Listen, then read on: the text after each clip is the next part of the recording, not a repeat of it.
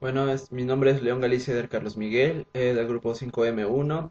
La segunda lectura de la sección 1.1, que es breve bosquejo histórico, de la bibliografía 1 del autor Coughlin and Driscoll.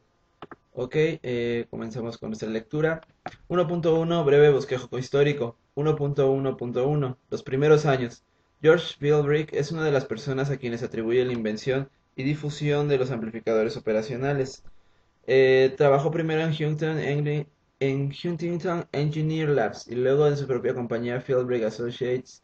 Intervino en el diseño de un amplificador operacional con un solo tubo de vacío y lo introdujo al mercado en 1948. Esos primeros amplificadores y las versiones posteriores mejoradas estaban destinadas fundamentalmente a emplearse en las computadoras analógicas. Por aquella época, la palabra operacional en estos dispositivos significaba operaciones matemáticas. Los primeros amplificadores operacionales servían para construir circuitos capaces de sumar, restar, multiplicar e incluso resolver ecuaciones diferenciales. Las compuertas analógicas eran poco exactas, admitían un máximo de tres cifras significativas, de ahí que fueron reemplazadas por las computadoras digitales que son más rápidas, exactas y versátiles. Por el advenimiento de la computadora digital no marcó la desaparición del amplificador operacional. 1.1.2, el nacimiento y desarrollo del amplificador operacional de circuito integrado. Entre los años 1964 y 67, Fairchild desarrolló los amplificadores operacionales en circuitos integrados 702, 709 y 741, mientras que National Semiconductor introdujo en 101 y el 301. Estos amplificadores de circuito integrado revolucionaron algunas áreas de electrónica por su tamaño pequeño y costo bajo. Más importante aún, redujeron drásticamente el trabajo de diseño de circuitos. Por ejemplo, en vez de la tediosa y difícil tarea de realizar un amplificador con transistores, los diseñadores podían servirse de amplificador operacional y unas cuantas resistencias para construir un excelente amplificador. El tiempo para diseñar un amplificador con un amplificador operacional es de unos 10 segundos. Es más, los amplificadores operacionales en circuitos integrados son baratos, ocupan menos espacio y requieren menos potencia que los componentes discretos. Los circuitos que pueden realizarse con uno o dos amplificadores operacionales y unos pocos componentes incluyen la generación de señal, osciladores, acondicionamiento de señal, temporizadores, detección de nivel de voltaje y modulación. La lista podría extenderse casi al infinito.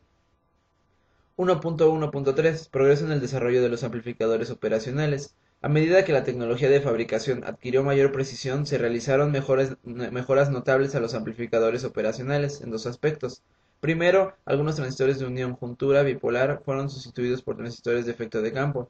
Los JFET en la entrada de amplificador operacional toman corrientes muy pequeñas y permiten que los voltajes de entrada varíen entre los límites de la fuente de alimentación. Los transistores MOS o semiconductor de óxido metálico en los circuitos de salida permiten que la salida se aproxime a milivolts de los límites de la fuente de poder. El primer amplificador operacional BIFET o de transistores de efecto de campo fue el LF356. El CA3130 tiene entradas bipolares y una salida MOS complementaria. De ahí su nombre tan apropiado BIMOS. Esos amplificadores son más rápidos y presentan una respuesta mejor a altas frecuencias que el 741. La segunda innovación fundamental fue la invención de los encapsulados de doble y cuádruple amplificador. En el mismo encapsulado de 14 terminales ocupado por un solo amplificador operacional, los diseñadores fabricaban cuatro individuales, los cuales comparten la misma fuente de poder. El LM324 es un ejemplo muy conocido de este tipo cuádruple y el LM358 es un doble muy usado. 1.1.4 Los amplificadores operacionales se especializan. Llegó el ineludible momento en que los amplificadores operacionales de propósito general fueron rediseñados para optimizar o incorporar ciertas características. Los circuitos integrados de función especial que contienen más de un amplificador operacional se desarrollaron entonces para llevar a cabo funciones complejas. Basta hojear los manuales de datos de amplificadores operacionales lineales para apreciar la gran variedad. Los siguientes son algunos ejemplos. Capacidad de alta 1, capacidad de alta corriente, alto voltaje o ambos. 2 módulos para sonar de emisión y recepción. 3 amplificadores múltiples. 4 amplificadores de ganancia programable. 5 instrumentación y control automotriz. 6 circuitos integrados para comunicaciones. 7 circuitos integrados de radio, audio y video.